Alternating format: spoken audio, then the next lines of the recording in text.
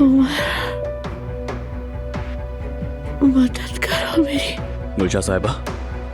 क्या हुआ? हेलो गुलशा साहिबा, मुझे बताइए कहाँ पर है? मैं अहमद के घर हूँ, मदद करो मेरी। गुलशा साहिबा। हेलो। उमर क्या हुआ बताओ, क्या कह रही थी वो? वो कह रही थी मेहमद के घर पर है और मदद मांग रही थी। उमर, कहीं मेहमद ने मेरी अम्मी को कुछ कर ना दिया हो, उसने उन्हें नुकसान ना पहुंचाया हो। फौरन चलते एक हैं। मिनट, रिलैक्स हो जाओ। चलो चलते हैं, आ जाओ।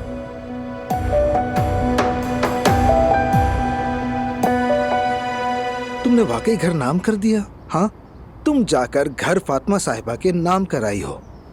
ओजान, मेरे पास और कोई रास्ता नहीं था। मुझे यकीन नहीं आ रहा तुम पर। लेकिन क्यों नहीं आ रहा? मैंने तुम्हें बताया तो था। फिर भी मुझे लगा तुम ऐसा नहीं करोगी। मुझ पर भरोसा करना, यकीन करना क्या इतना मुश्किल है? हाँ,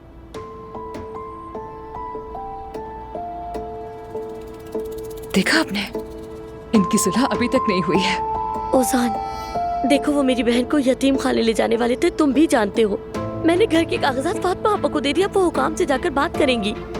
वो मेरी बहन को मुझसे जुदा नहीं करेंगे, वो बतूल को इस घर से दूर लेकर नहीं जाएंगे, मुझसे दूर लेकर नहीं जाएंगे। तो क्या ये सब इतना आसान है? वाकई इतना आसान है? देखो, मैंने वकील से बात की है, उसने कहा इस मामले का घर का मालिक होने से कोई ताल्लुक नहीं। यार, तुम मुझ पर भरोसा क्यों नहीं करती? मेरी बात क्यों नहीं सुनती जुमाना? ओजान, ऐसी बात नहीं है। तो फिर कैसी बात है? उमर साहब को मैंने सब कुछ बता दिया।